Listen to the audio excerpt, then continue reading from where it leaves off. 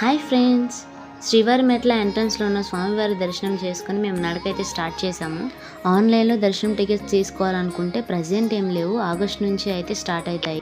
మేము తిరుపతిలో భూదేవి కాంప్లెక్స్లో ఫ్రీ టోకెన్ తీసుకున్నాము. మేము సాటర్డే మార్నింగ్కి తిరుపతికి వెళ్ళాము. ఆ రోజు మాకు అందిన ఇన్ఫర్మేషన్ ప్రకారం 15,000 ఫ్రీ టోకెన్స్ 4 ప్లేసెస్లో ఇస్తున్నారు.